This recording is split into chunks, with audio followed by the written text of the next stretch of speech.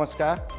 फेरि एकचोटि हामी गड स्पिन टेबल टेनिस एकाडेमीमा यो टेबल टेनिसको एउटा रिभ्यूबारे हामीले धेरैचोटि क्लासहरू दिइसकेका छौँ र आज पनि एकचोटि सबै खेलाडीहरूको रिक्वेस्टलाई ध्यानमा राखेर हामीले म्याचलाई चाहिने अति नै उपयोगी कुराहरू जस्तै धेरैजना खेलाडीहरूलाई समस्या हुने सर्भिस रिसिभ, अहिले धेरै anti long pimple, short pimple रबरहरू पनि अब वर्ल्डमा आइसकेको र हाम्रो नेपालमा पनि धेरै त्यो रबरहरू युज भइरहेको अवस्थाले गर्दाखेरि त्यो रबरसँग कसरी खेल्ने, दुईटा कुरा, एउटा त्यो रबरले कसरी खेल्ने र अर्को त्यो रबरसँग कसरी खेल्ने, यो किसिमको कुराहरूलाई हामीले मध्यनजर गर्दै आज एकचोटि फेरि खेलाडीहरूको रिक्वेस्टलाई ध्यानमा राखेर हामीले यो क्लास सुरु गरेका छौँ र हामीले धेरै क्लासहरू दिइसकेका छौँ।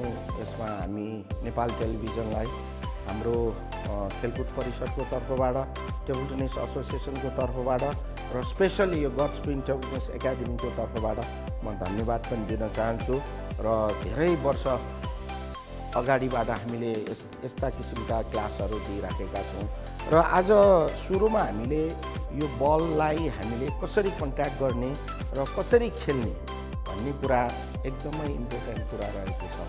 त्यसकारण सर्वप्रथम हामीले यो टेबल टेनिस नर्मल्ली खेल्नको लागि पनि यो बलको रोटेट, यो रोलिङ हुने तरिकाबारे हामीले केही कुराहरू थाहा हुन एकदमै जरुरी छ। त्यसकारण हामीले यो बल कसरी र कति प्रकारले टेबल टेनिसमा रोटेट हुन्छ भन्ने कुराहरू थाहा हुनुपर्छ र त्यसपछि यो कसरी रोटेट भएको बेला यसको कन्ट्याक्ट कहाँ हुनुपर्छ भन्ने कुराहरू जान्न पनि एकदमै जरुरी छ र त्यसकारण अहिले नर्मल्ली म के भन्न चाहन्छु भन्दाखेरि बलको रोटेट कसरी हुन्छ भन्ने कुराहरू म यहाँहरूलाई प्र्याक्टिकल डेमोन्स्ट्रेट गरेर देखाउन चाहन्छु। जस्तै नर्मल्ली हामीले हान्दाखेरि यो बल सिधै अगाडि एउटा तरिकाले गइरहेको हुन्छ, यसरी यसलाई फ्रन्ट रोल भन्छ। यो चाहिँ कसरी, अहिले मैले यो भर्खरै हाने, यो चाहिँ कसरी गइरहेछ भन्दाखेरि यो फ्रन्ट रोल यसरी गइरहेको अवस्था छ, यो फ्रन्ट रोल गइरहेको अवस्था छ र यो बलहरू रोटेट हुँदाखेरि यसको अनुहार कहाँनिर छ भन्ने कुरा अपोनेन्टले, खेलाडीले पत्ता लगाउन एकदमै जरुरी छ। त्यसकारण यो यसरी रोटेट जब भइरहेछ, बल यो रोटेट हुँदाखेरि यसको अनुहार ठ्याक्क यो माथिको भागमा हुन्छ, यो माथिल्लो हाइएस्ट भन्दा एक स्टेप तलको भागमा यसको अनुहार रहेको हुन्छ। यदि तपाईँले त्यो ठाउँभन्दा अर्को ठाउँमा त्यो बललाई टच गर्नुभयो भने त्यसको मुभमेन्टहरू डिफ्रेन्ट हुन्छ। त्यसकारण 100% त्यही ठाउँमा तपाईँले टच गर्नुभयो भने त्यो बल सजिलै तरिकाले अपोनेन्टको कोर्टमा फर्किन्छ र यदि तपाईँले अरू ठाउँमा त्यो बललाई टच गर्नुभयो भने त्यो अरू ठाउँमा जाने अवस्थाहरू हुन्छ। अर्को अब तपाईँको यो ब्याक रोटेट हेर्नुहोस् त, यसको कन्ट्याक्ट पोइन्टहरू फरक छ। अघि अगाडि गइरहेको थियो मैले हान्दा, अहिले यो चाहिँ बल सिधै पछाडि आइरहेको अवस्था छ, हेर्नुहोस् त, यो सिधै पछाडि आएको अवस्था छ। यसलाई कसरी रोटेट गर्ने र यसको अनुहार कहाँ हुन्छ भन्ने कुरा बुझ्न एकदमै जरुरी छ, हैन। यसलाई चाहिँ हाम्रो टेबल टेनिसको भाषामा टप स्पिन र यो ब्याक स्पिन, अघि मैले गरेको टप स्पिन, अहिले यो चाहिँ ब्याक स्पिन, हेर्नुहोस् त, अघिको बल यो सिधै अगाडि गइरहेको अवस्था छ, यो टप स्पिन भयो र अब हेर्नुहोस् त पछाडि आइरहेको अवस्था छ, यो ब्याक स्पिन तपाईँको सिधै। यसको कन्ट्याक्ट पोइन्टहरू फरक हुन्छ र सर्भरले पनि यो कुरा के विचार गर्नु पर्यो भन्दाखेरि यो ब्याटको जहिले पनि टप स्पिन गर्दाखेरि यसलाई आदि गर्दा यो माथिल्लो भागबाट कन्ट्याक्ट गर्नुपर्ने हुन्छ। यो एकदमै बुझ्न जरुरी छ। जति तपाईँले यो तलबाट कन्ट्याक्ट गर्नुभयो त्यति स्पिन धेरै जान्छ र जति माथिबाट कन्ट्याक्ट गर्नुभयो त्यहाँबाट स्पिनहरू कम जाने हुन्छ। त्यो कुरा हामीले बुझ्नुपर्छ। जस्तै टप स्पिनहरू सर्भिस गर्दाखेरि यो जति तलबाट गर्यो यो बलको रोटेट अलि धेरै फास्ट हुन्छ, यो बुझ्नुपर्छ, एकदमै फास्ट हुन्छ। यहाँबाट गर्दा पनि यो तलको एङ्गलबाट हामीले गर्न एकदमै जरुरी छ। त्यसपछि यो स्पिन अलि धेरै जान्छ, यो याद गर्नुपर्छ हामीले। जति तलबाट कन्ट्याक्ट गर्यो यसको स्पिनहरू चाहिँ बढी हुन्छ, हैन। यो कुराहरू हामीले बुझ्नुपर्छ र एउटा फ्रन्ट रोल टप स्पिन अनि त्यसपछि ब्याक रोल ब्याक स्पिन र अर्को हामीले यो अघि मैले यसरी सिधा राखेँ यो बललाई यो फ्रन्ट रोल भयो यो ब्याक रोल भयो हैन यो पछाडि आयो यसको एङ्गल एकदमै सिधा अवस्थामा छ र अब मैले यसलाई अलिकति ढल्काएँ हैन ढल्काएँ भने यसलाई अलिकति डाउन गर्न साथै स्लाइटली डाउन गर्न साथै यसले साइडमा फाल्छ अब यो बललाई चाहिँ साइडमा जान्छ यो कुराहरू हामीले बुझ्नुपर्छ हेर्नुहोस् त अब साइडमा गयो यस यो साइडमा गयो हेर्नुहोस् त है यो कुराहरू बुझ्नु पर्यो पहिला कसरी ब्याटमा कन्ट्याक्ट हुँदाखेरि बल कहाँ जान्छ भन्ने कुरा पनि थाहा हुनु पर्यो र त्यसरी कन्ट्याक्ट भएर आएको बललाई आफूले कसरी कन्ट्याक्ट गर्ने कहाँनिर त्यो बललाई हान्ने र अघि मैले भने हरेक बलको फेस हुन्छ जस्तै हाम्रो फेस हुन्छ यो ब्याक भयो यो फ्रन्ट भयो हाम्रो फेस पार्ट हैन मान्छेको पनि अगाडि यहाँ ब्याक भयो यो साइड भयो यो पनि साइड भयो भनेपछि हामीले केही कुरा गर्दाखेरि हामीले जहिले पनि अगाडि फेसलाई चाहिँ एकदमै याद गर्नुपर्छ जस्तै फ्रन्ट रोल भयो त्यो फ्रन्ट रोल भएर आएको बललाई हामीले फ्रन्टमै हान्नुपर्छ त्यसलाई साइडमा हामीले टच गर्यो भने त्यो बल बाहिर जाने अवस्थाहरू बन्छ एउटा कुरा र अर्को टप स्पिनमा र ब्याक स्पिनमा त्यसको अनुहार तल हुन्छ फ्रन्ट रोलको अनुहार माथि हुन्छ त्यो क्लियर हुनु पर्यो अनि सेकेन्ड कुरा ब्याक स्पिन आउँदाखेरि जस्तै अघि मैले यहाँबाट सर्भिस गर्दा यहाँ माथि हान्दाखेरि उसको फेस यहाँ माथि भयो यसरी ब्याक स्पिन हान्दाखेरि तल हाने यसको फेस तल भयो यसरी तल हानेको भनेपछि त्यसलाई अपोनेन्टले पनि तल नै चप गर्नुपर्ने हुन्छ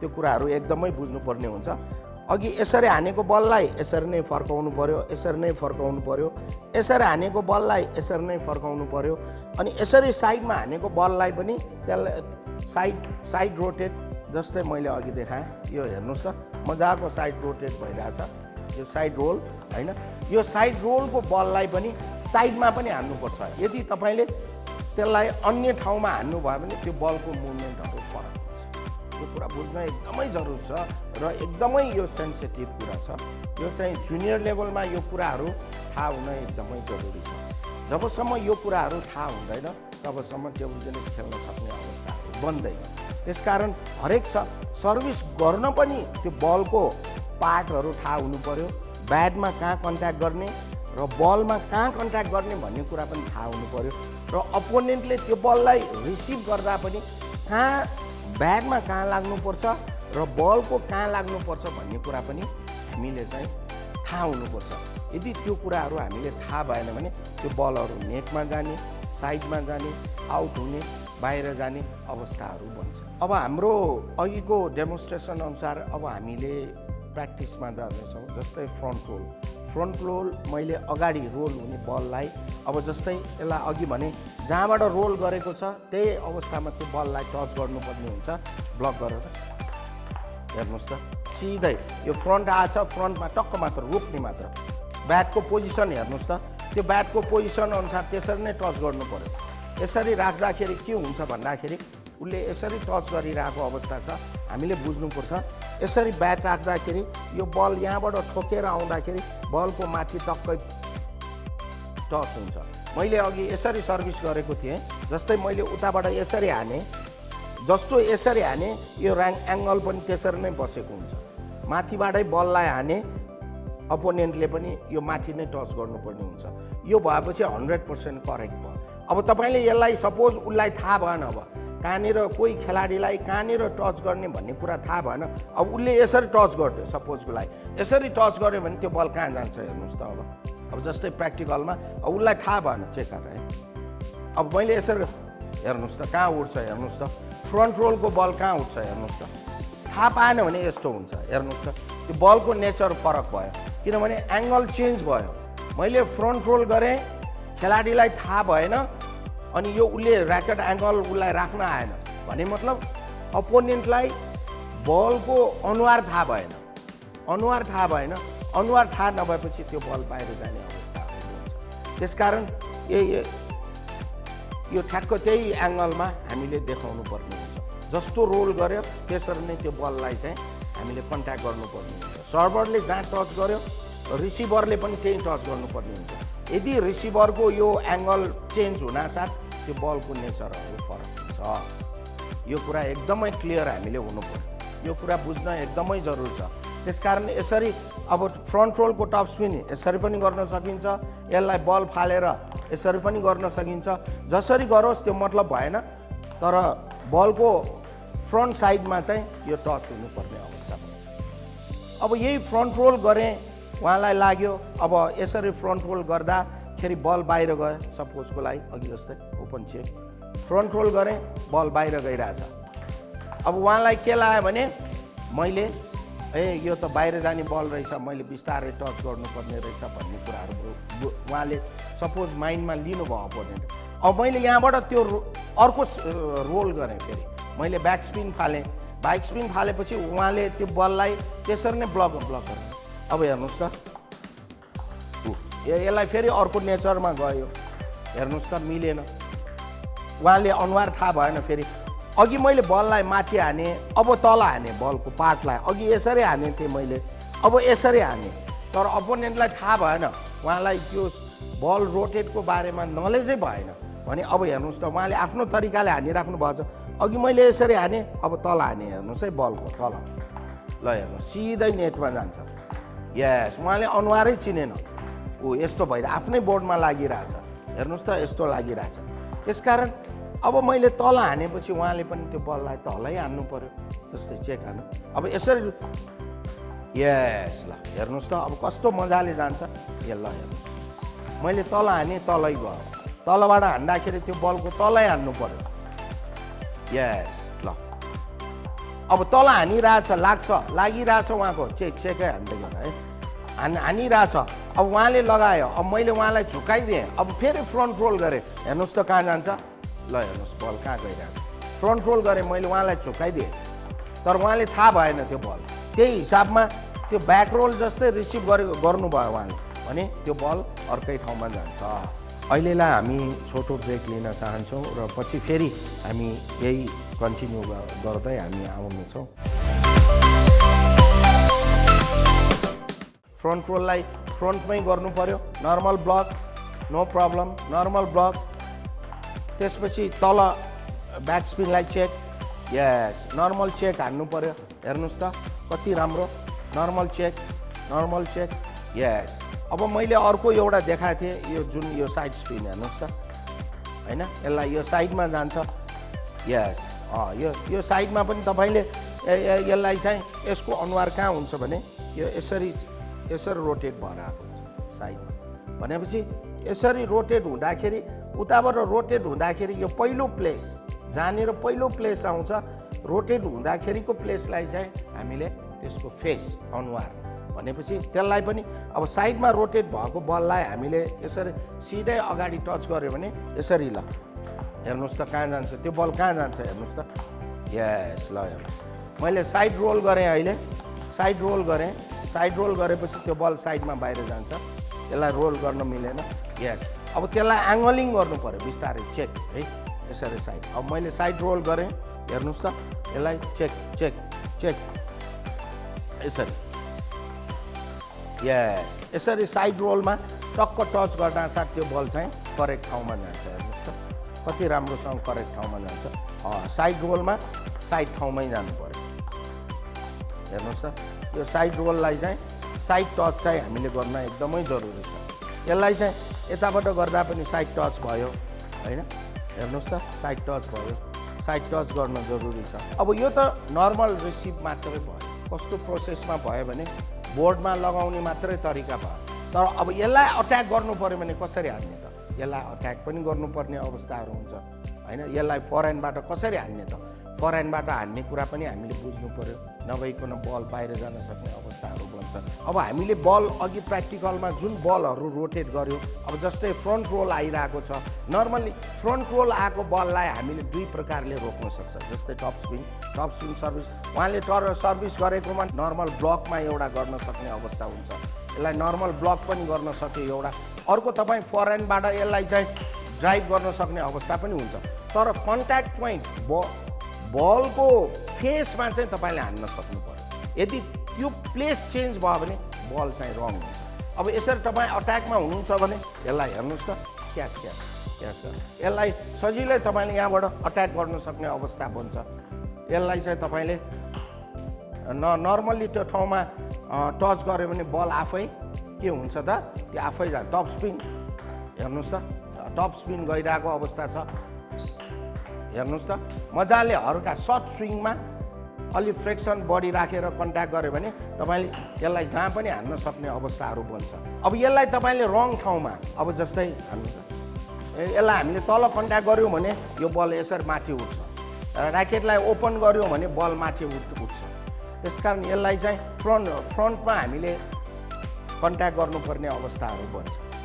यो चाहिँ फ्रन्ट रोलको भयो। फ्रन्ट रोल आउँदाखेरि कसरी कन्ट्याक्ट एउटा यहाँबाट अट्याक गर्न सक्ने अवस्था आउँछ र अर्को हामीले ब्लक गर्नु नर्मल्ली पास आयो भने ब्लक गर्न सक्ने अवस्थाहरू बन्छ।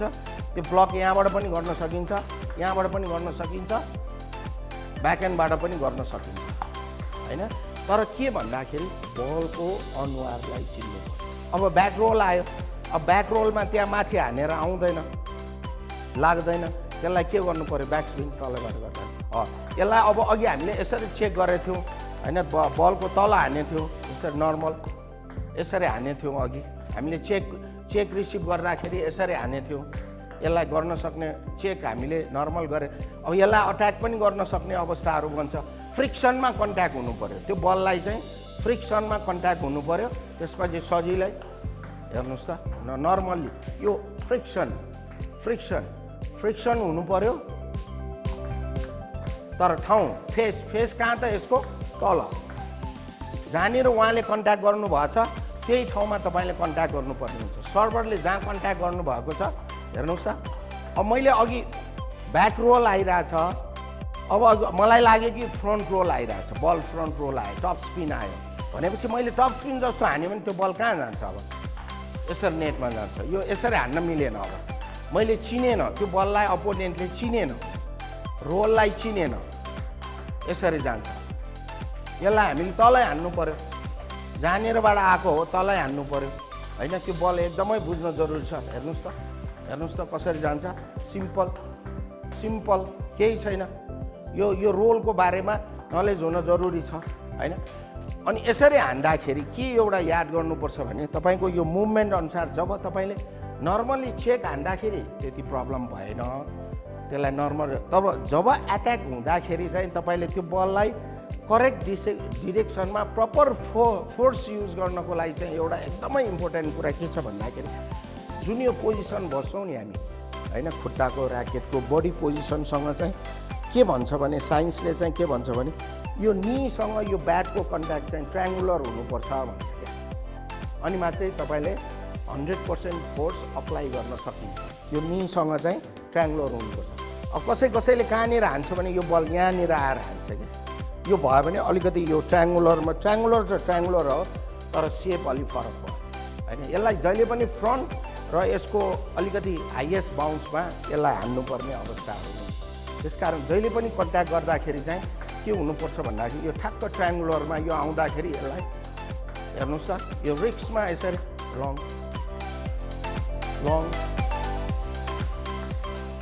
हेर्नुहोस् त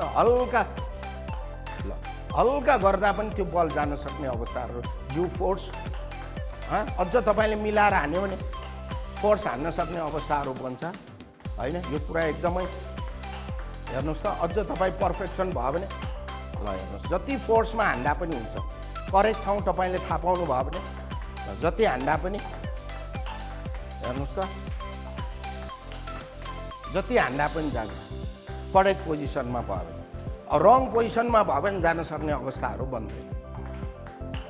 हेर्नुहोस् त कति राम्रोसँग यो ट्रायङ्गुलर यो बडीसँग बलको मुभमेन्ट अनुसार एउटा के पनि याद गर्नुपर्छ भने बल कहाँ छ, यहाँ छ भने यहाँ जानु पर्यो, यता आएछ भने टर्न गर्नु पर्यो। यो मुभमेन्टहरू चाहिँ आफैले मिलाउनु पर्ने है। हल्का तपाईँले मुभमेन्ट दियो भने यो बल आफै जान्छ। हेर्नुहोस् त तर करेक्ट पोजिसनमा चाहिँ राख्नु पर्यो।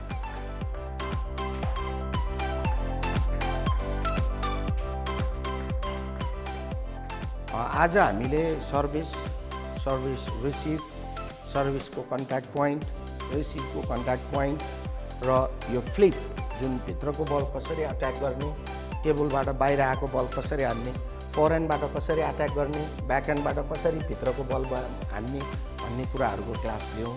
र अरू क्लासमा हामी फेरि अब एन्टीको क्लासहरू, लक पिम्पल, सक पिम्पलको क्लासहरू लिएर हामी आउने नै छौँ।